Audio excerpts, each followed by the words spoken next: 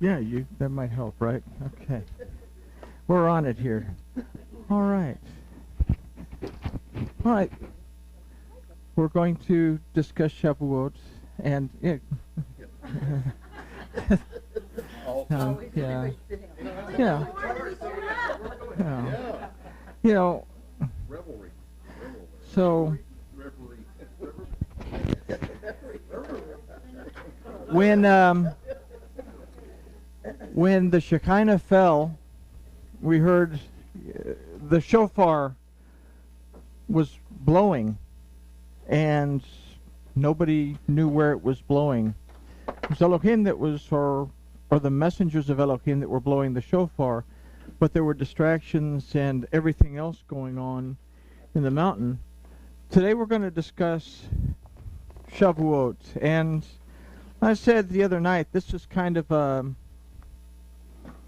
maybe a little bit of a topical study. Sometimes we don't have to take the submarine all the way to the bottom to get the point.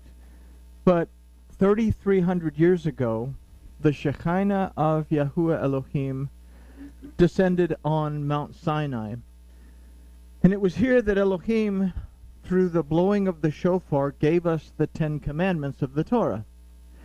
Now, the day before the commandments were given, the day before this happened, they had gathered together, and the elders of the children of Israel came to Moses, and they said, all that Yahuwah Elohim says, that we will do. And shortly after that, the 10 Commandments were given, and then they gathered to Moses and told him that they could not listen. They would have to hear the Torah from the mouth of Moses. So that's a kind of an odd thing, because they had also had 50 days from the time they left Egypt after the Passover to the time that the shofar blasted and the Shekinah fell on Sinai to get it together. But this was a wicked generation. This is a generation that doubted they could cross over into the Promised Land, all except for Joshua and Caleb. This was a generation that complained about everything. They'd been in slavery, now they were free, and they were complaining about everything. They had no vision for anything. The commandment to take 49 days to examine ourselves is given to us in Vayikra. Shavuot means weeks. That Shavuot specifically is the festival that tells us this 49-day count has finished. So it's a very, very important day, because we've taken 49 days to self-examine ourselves. Why is it that this is one of the festivals that requires us to go to Jerusalem to keep this festival? We're required to be there for Passover, we're required to be there for Shavuot, and then we're required to be there for Sukkot. This is all part of preparation. In order for us to be in the presence of Elohim, we have to prepare ourselves. And this is all a preparation that we're about to go into what we call the high holidays. You know, we're coming into Yom Teruah shortly after tonight, then Yom Kippur, and then we'll be going into Sukkot. All of this is a type or a representation of a practice drill to get us ready to enter into the world to come. Remember, we talked about that helical time, that eventually the threads on that screw are going to run out and there's no more time. So we are given the opportunity to get it straight. Before we go any further into this, and let me read this it's from Matthew 18, we'll start at 11, and we'll go through 14. It says, "For the Son of Adam has come to save what was lost." He's come to redeem, to deliver, to restore what was lost. What do you think? if a man has 100 sheep and one of them goes astray, would he not leave the 99 on the mountain and go seek the one that is straying? And if he could find it, truly I say to you, he rejoices more over that one sheep than over the 99 that didn't go astray. Now listen to this. This is verse 14. Thus it is not the desire of your Father who is in the heavens that any one of these little ones should be lost. It's not Elohim's desire that anybody, any of us, the atheist that doesn't want to believe anything, it's not Elohim's desire that anyone should perish, is the way that King Jimmy puts it. So keeping that in mind, we're going to take a look at tonight's study. This is Shavuot 5776. So we've spent 49 days of the Omer count preparing ourselves to listen to and apply the Torah of Yahuwah our Elohim to our lives for ourselves. Remember, they said to Moses, you have to listen and tell us what it says, but we have the responsibility to read it for ourselves, understand what it says, and apply it for ourselves. So today we celebrate Shavuot, a word that means weeks and refers to the 7 weeks of preparation that we've had. It is the day that we renew our promise to shamar, to protect, to treasure, and to guard the Torah, the instruction of Yahuwah Elohim that was presented to us as a gift from Him. The word Shavuot also means oaths. And in the Torah are the promises made to us by our Elohim, as well as the promises that we too are to make and keep. Not just keep, but shamar, that we are to make the promises and guard them, treasure them, protect the promises that we make. Now, inside the land of Israel, Shavuot is a one-day festival. Well, in the diaspora, where we are, it's a 2-day festival, and that would make sense. If you're in Israel, it doesn't take you that long to get to Jerusalem. For us, it takes a little longer, so they gave the extra day for the people in the diaspora if they had to travel, so that they would be able to get there in time for the 10 Commandments to be read.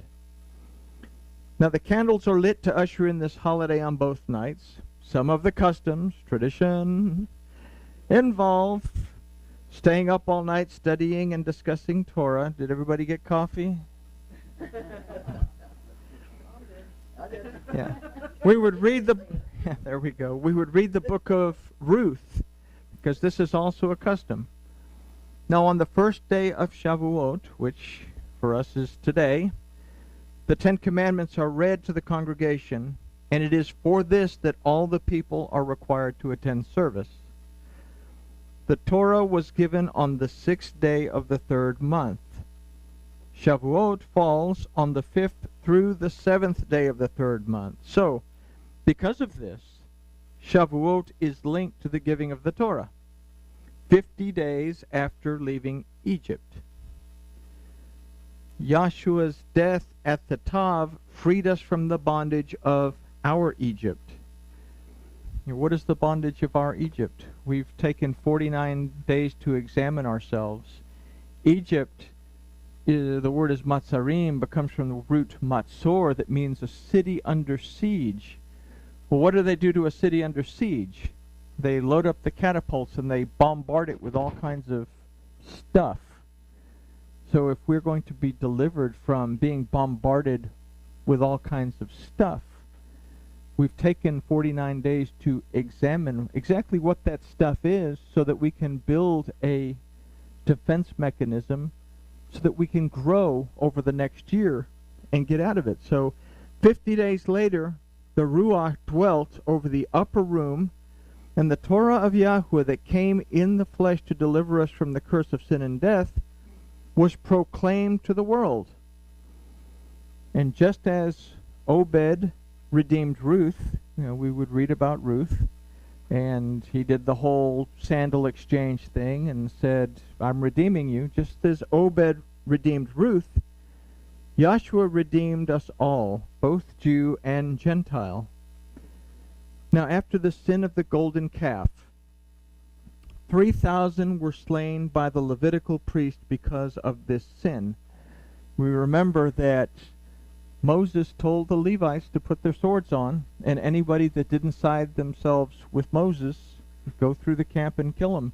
And it says that there were 3,000 that were killed that day. On Shavuot, 50 days after the death of Yahshua, 3,000 people accepted the gift of Yahuwah's redemption, deliverance, and restoration that was made possible by and through Yahshua, his vehicle of sacrifice at the Tav, that restored the priesthood of Melchizedek. We had the priesthood of the Levites that brought death. The priesthood of Melchizedek brings life. Why 3,000? Why not 2,200? Why not 4,000? Why 3,000? It is a set of equations. We're not going to go through all the sets of equations. We'll just go through two sets of equations. It's a choice. Okay? The first choice is we can say 3,000. We have Gimel. That thing keeps running away from me. We have Gimel, that is the third letter of the Aleph Beis. It represents stability, wealth, greatness. And then we have the Aleph, whose numerical value is 1, but it has a root aluf that means 1,000. So what is our choice in this 3,000? We can be like the children of Israel that decided to have a party with the golden calf and rely on what we can make to bring stability into our lives. We have golden calves that we form because we say these golden calves are going to bring stability and wealth and all this stuff. We break that second commandment that says don't make something and make it your Elohim, which we're going to talk about in a minute. So we ignore Elohim. Or the other choice is that we can find our stability and our wealth in Yahuwah Elohim and be within the priesthood of Melchizedek because we do it because we want to. Abraham was faithful and it was counted back to him as righteousness. The other thing another way to look at it is that we have a Lamed and a Kof. Lamed represents instruction, guidance. Kaf represents the word kadosh. That doesn't mean holy. No word for holy in Hebrew. Kadosh means you're either set apart and dedicated, or you're separated from and divided. So we have a choice in that 3,000 as well, that the children of Israel had a choice to pay attention to the instruction of Yahuwah Elohim when he gave those first 3 commandments. I am Yahuwah your Elohim. I'm the one that takes you out of bondage. Don't make yourself any graven image. And don't bring my name to nothing. Instead, they made a golden calf. They ignored the instruction and they were separated. They were divided from Elohim. They were put to death. Or we can be the 3,000 after the death of Yahshua who accept the redemption, the deliverance, and the restoration that comes from Yahuwah Elohim in Yahshua, where we dedicate ourselves because of the instruction and the guidance.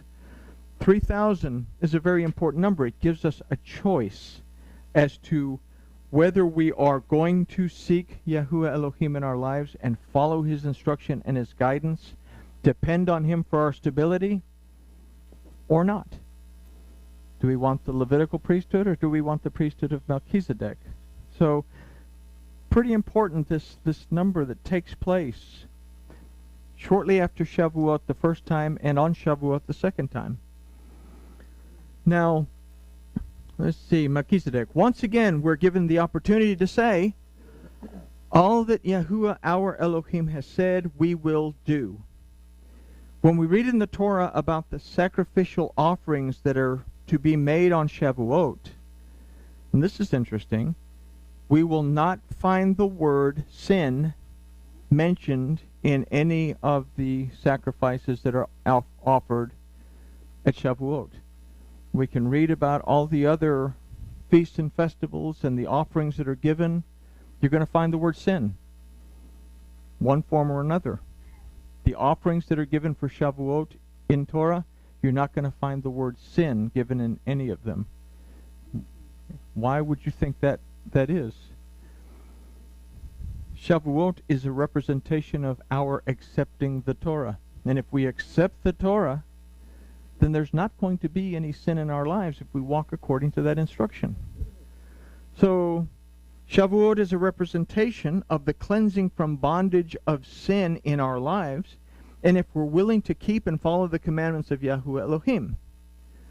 So why wait until the 3rd month out of Egypt to give the Torah? Consider that the 3rd letter of the alphabet again is Gimel. It represents stability. And we have to understand that we must have a sense of stability before we can hear, understand, and apply the instruction of Yahuwah. Now, we spent the last 49 days in self-reflection, carefully examining what we need to change in our lives or what we need to adjust in our lives. So today we again will have the opportunity to go through the 10 Commandments, read through them, and hopefully as we listen to them, we'll absorb every word into the fibers of our being, so we too, like the Shlachim of Yahshua, Shlachim is the Aramaic Hebrew word for emissary as opposed to apostle, so that we can go out to a hurting world and make a difference.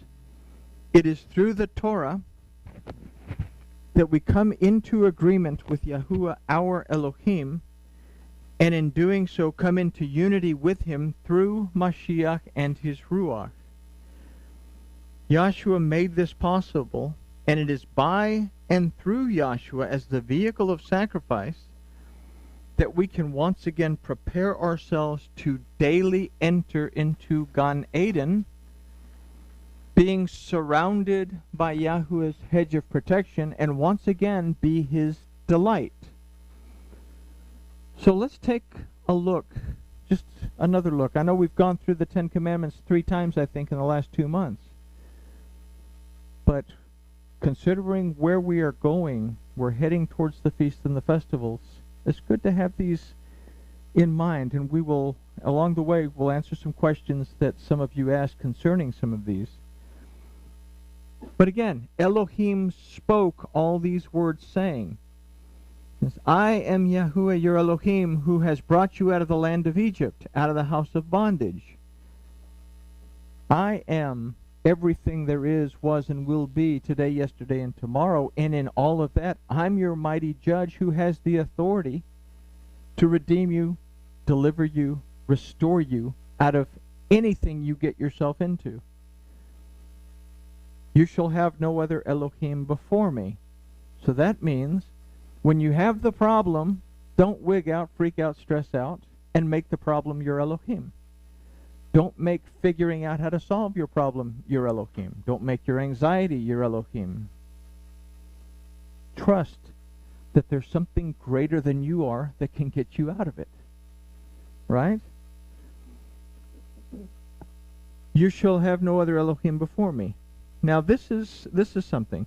You shall not make unto yourself any graven image or any likeness of anything that is in heaven above, or that is in the earth beneath, or that is in the water under the earth. So we don't need to go out and get the big old pieces of wood from outside and carve ourselves any Elohim and make a totem pole and bow down to it. Or does it tell us something a little bit more than that? You shall not make. The word is asa. That means produce, attend to, observe, celebrate, or use. So you shall not use any graven image. The word for graven is pasal. That means to carve or to engrave. We consider how were the commandments written at this particular time. They were engraved into 2 tablets of stone. It says, don't engrave anything. Don't write anything. Don't exchange something that you have written in a sense of an idea. Not just don't make a graven image. Yeah, we don't need to make a totem pole because the Asheroth poles were not really cool. We see that they caused a lot of problems when we read in 1st and 2nd Kings, but it says, don't use anything in my place, or any likeness of anything that is in the heaven above, or it is in the earth beneath, or that is in the water under the earth. Now, the likeness says it's a representation or something similar. So don't produce and use a representation of something similar to me when you try to build a relationship with me. And one of the things that we've used is we have taken, well, we'll get to it, but we've taken his name out and put some titles in there that don't mean anything. His name has meaning, but when we say things like the Lord God, I say, now you're nitpicking. But it says, I am Yahweh your Elohim. And then this 3rd commandment that we'll read here in a minute, you shall not bring the name of Yahweh your Elohim to nothing. I won't hold him guiltless that brings my name to nothing. So, something to consider. Don't replace his name. Don't replace him with anything. But besides that, you shall not bow yourself down to them, nor serve them. For I, Yahweh, your Elohim, am a jealous El, visiting the iniquity of the fathers upon the children unto the 3rd and the 4th generation of them that hate me. I'm going to get those guys that hate me. I'm going to get them back because I'm a jealous El. I'm the wrathful God of the Old Testament. Is that what this means? We read it that way. Gosh, and he's like getting all upset here. He's going to go after him. So let's consider some of this. You shall not bow unto them or serve them, for I, Yahweh your Elohim, am a jealous El. Jealous comes from the word kana, that means not jealous, means passionate, committed, dedicated. I am a passionate, committed, dedicated El. I'm a passionate, dedicated, committed, mighty one in your life. I'm your judge who has the authority to redeem you in everything. And I'm dedicated to you. Well, that doesn't sound too bad. Visiting the iniquity. Well, there we go. He's going to visit that iniquity. Visiting. Pagad. Paying attention to. Committed to care for. So, okay, so he is paying attention to us, and he is committed to caring for, visiting the iniquity. Avon means depravity, guilt. Comes from the root ava, it means distortion. What is depravity? I asked my young people that today, and they kind of looked at me too. Depravity. When we are deprived of something. What if we're deprived of food? What happens to us? We get malnourished. Our heads get big, and we get big rib cages and a big bulging belly. But depravity. He's paying attention to your lack of nourishment. He's paying attention to the things that make you guilty. He's paying attention to the fact that you don't have the story straight. Yahshua said you worship what you don't know. But he took time to talk to the Samaritan woman, and by the time he was done, the whole town was coming to see her. But the iniquity of the fathers upon the children into the 3rd and 4th generation of them that love me. So let's see this.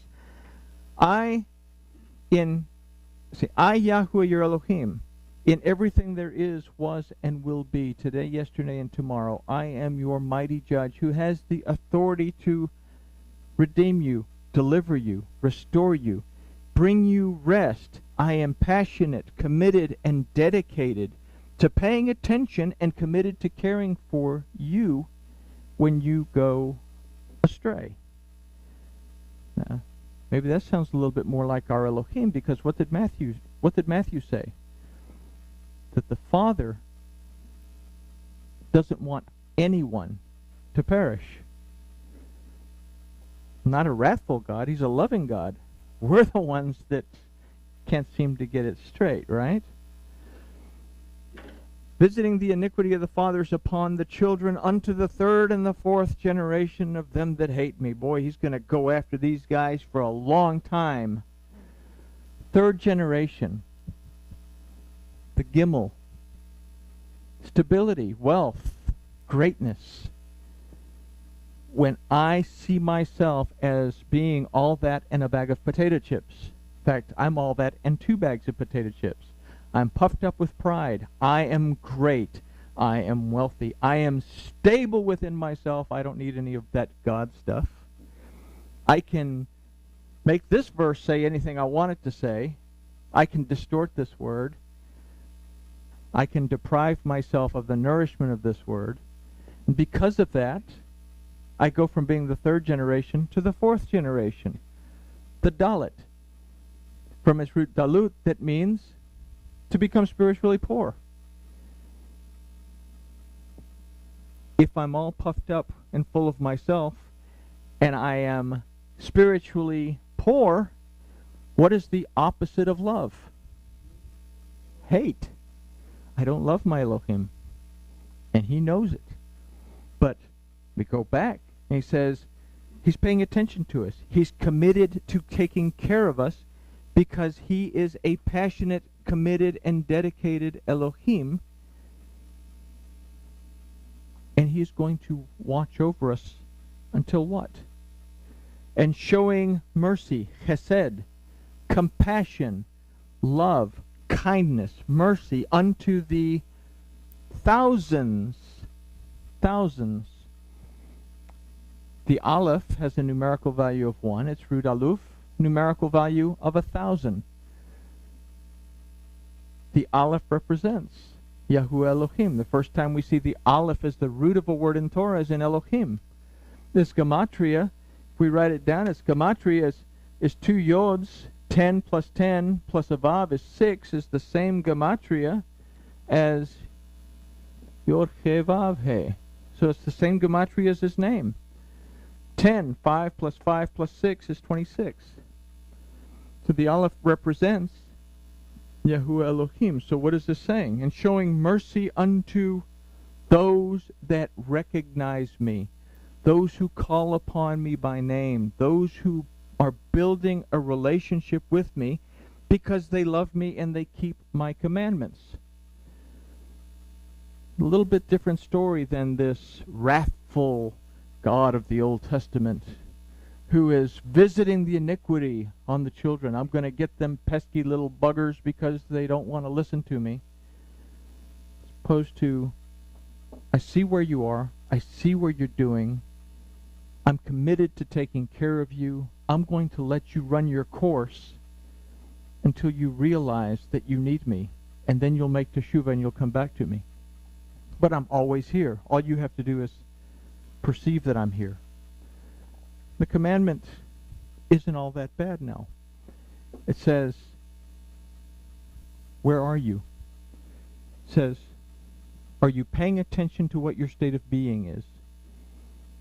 Because if we are going in the direction of the 3rd generation and the 4th generation, now we have something that says, hey, pay attention.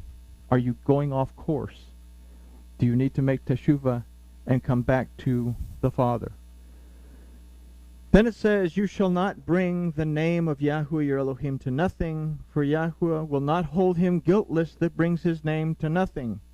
And I find that really funny, because King Jimmy says, you shall not take the name of the Lord your God in vain. The word for vain that they use, shav, doesn't mean to profane the name, to take it in vain. Literally means don't bring it to ruin, don't make it empty, don't bring it to nothing. So if they say you shall not take the name of the Lord your God in vain, what have they just done? Well, they've taken his name out, so they've violated the commandment by speaking the commandment that they speak.